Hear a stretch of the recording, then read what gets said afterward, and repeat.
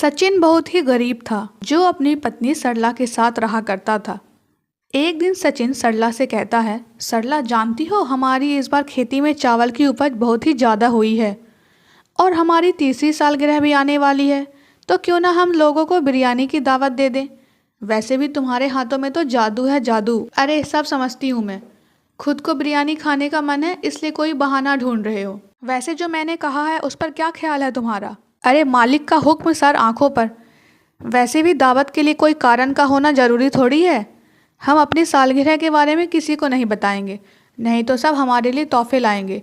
मैं नहीं चाहती कि जिसकी माली हालत खराब हो वह भी हमें तोहफे दे। सचिन और सरला आपस में बातें कर रहे थे, तभी उनकी पड़ोसन बिजली भाभी उनकी सारी बातें सुन लेती है और बिजली की रफ्तार से जाकर अपने पति राजू को बता देती है, जो कि दाल चावल खा रहा था। अरे क्या गरीबों वाले दाल चावल खा रहे हो, तुम्हें पता है सरला भाभी अपने घर पर बिरयानी की दावत देने वाली है। बिरयानी का नाम सुनते ही राजू की आंखें चमक उठती है और आंखों में सितारे घूमने लगते हैं। बिरयानी, वाह क्या बात है। और यह बोलकर वह उठकर जाने लगता है। अरे अभी कहाँ चले, अपना दाल चावल तो पूरा खाकर जाओ। कैसी बात कर रही हो बिजलिया, अपने पड़ोस में बिरयानी बनने वाली है और मैं यह दाल चावल खाकर अपना पेट भर लूं?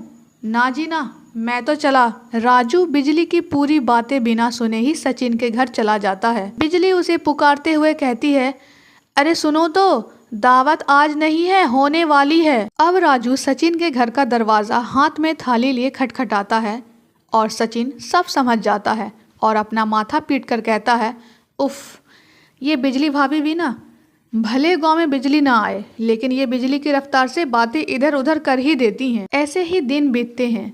सचिन और सरला गांव के लोगों को दावत देकर आते हैं और गांव के कुछ लोग सरला के घर दावत के लिए मदद करने के लिए आते हैं। तभी बूढ़ी शांता काकी भी आती है और उन्हें देखकर सरला कहती है, अरे शांता काकी आप क्यों तकलीफ कर रही हैं, हम लोग यह सारा काम कर लेंगे, आप शाम में दावत में ही आती। अरे सरला बिटिया, हम तो और पहले आ जाते, लेकिन रास्ते में इसकी गाड़ी खराब हो गई थी इसलिए लेट हो गया। तभी पीछे से अर्पित आकर कहता है, कैसी चल रही है तैयारियां? मैं जानता हूँ कि आपकी और भाई की तीसरी सालगिरह है, तभी यह सब हो रहा है। सरला चौंक कर कहती है, आपको ये सब कैसे पता? बस मैं सब जानता हूँ, आखिर सचिन मेरा जिगरी दोस्त है। वैसे भाभी सारा काम हो गया ना? सब काम हो गया, बिरयानी भी लगभग बन ही गई है। पर भाभी ये सब परोसोगी कैसे? हाँ, बिरयानी के चक्कर में मैं तो ये भूल ही गई। कोई बात नहीं, मैं सचिन के साथ पत्तल लेकर आता हूँ। अर्पित यह बोलकर सचिन को आवाज लगाकर बाजार चला जाता है और वही पेड़ की आड़ में छुपा किरोरी मल खुद से बोलता है, अरे यह गरीब चले हैं बिरयानी का दावत करने।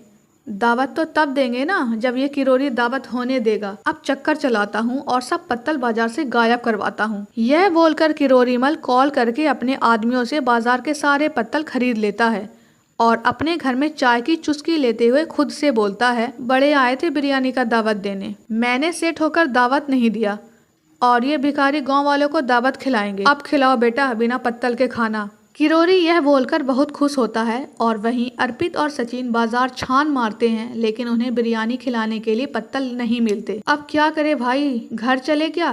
कैसी बातें कर रहे हो सचिन, बिना पत्तल के घर गया ना तो दावत कैंसिल करनी पड़ेगी।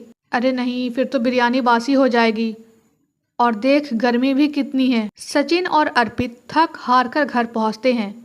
तभी शांता काकी कहती है, अब क्या करें मुन्ना, यही तो दुविधा हो गई है। एक काम करते हैं, सबसे कह देते हैं कि अपने घर से अपने अपने बर्तन लेकर आए। नहीं नहीं काकी, हम दावत दे रहे हैं, भीख नहीं कि सब बर्तन लेकर आए, कितना गंदा लगेगा। सब यह सोचकर परेशान थे। वही करोरीमल अपने घर पर पत्तल से घिरा खुद से बोलता है, अब क्या करोगे सचिन, बड़ा मजा आएगा जब गांव वालों के सामने तुम्हारी बेइज्जती होगी। जहां किरोरी अपनी चाल से खुश था, वहीं सचिन के घर पर लोग दावत के लिए आने लगते हैं और सरला और सचिन का चेहरा मुरझाया हुआ था। अर्पित उसकी मुस्कान वापस लाने के लिए उससे पूछता है, अरे भाभी आपकी साड़ी तो बहुत सुंदर लग रही है, कहाँ से लाई हो? बड़ी जच रही है आप पर। ये साड़ी तो मेरी माँ ने दी है, जब वह मद्रास गई थी तब लाई थी मेरे लिए। वाह, मद्रास की साड़ी। यह बोलकर उसकी आंखों में चमक आ जाती है। भाभी आप सभी मेहमानों को रोक कर रखो, मैं अभी आया। अरे अब ये अर्पित कहाँ जा रहा है, कहीं बर्तन लेने तो मद्रास नहीं निकल गया? क्या बोल रही हो काकी, कुछ भी। कुछ देर में सभी मेहमान आ जाते हैं। अर्पित भी वापस आता है लेकिन उसका कुर्ता गंदा हो चुका था और उसके हाथ में बहुत सारे बड़े पत्ते थे। अरे मिट्टी से खेल कर आ रहा है क्या? ऐसा ही कुछ समझ लो। और यह लो, यह क्या? पत्ते? पर किस लिए? अर्पित की बात सरला समझ जाती है और उसके हाथ से पत्ते लेकर उन्हें अच्छे से धोकर उन पर बिरयानी रखती है और सभी बड़े चौसे खाते हैं। अरे वाह सरला भाभी, आपके यह पत्ता बिरयानी तो लाजवाब है। पेट भर गया लेकिन मन नहीं भरा। कैसे बनाई हो, मुझे भी सिखाना। सभी बिरयानी खा रहे थे कि सचिन का ध्यान अर्पित के घुटनों पर जाता है जिससे खून निकल रहा था। ये क्या? तेरे घुटने से खून आ रहा है? अरे ये भाभी की मद्रास की साड़ी देखकर मुझे याद आया कि हम मद्रास के लोगों की तरह पत्तों में तो खाना परोस ही सकते हैं। तो मैं पत्ते तोड़ रहा था तभी पेड़ से मैं नीचे गिर गया। पगले, तूने मेरे लिए इतना कुछ किया, तू मेरा सच्चा दोस्त है। अब रुलाएगा क्या? चल पत्ता बिरयानी खाते हैं। यहाँ अर्पित ने सचिन की इज्जत बचा ली थी। वही किरोरी अपना सर पीटता हुआ खुद से बोलता है, यह गरीब की पत्ता बिरयानी ने तो मेरा काम फिर से खराब कर दिया। अब इतने सारे पत्तल का मैं क्या करूँगा? किरोरी की चाल नाकाम रहती है और सभी सचिन और सरला के घर पत्ता बिरयानी का आनंद लेते हैं। इसलिए कहते हैं दोस्तों, आपके लाख दुश्मन हो सकते हैं लेकिन साथ देने वाला एक सच्चा दोस्त आपको 100 मुश्किलों से आसानी से पार करा सकता है।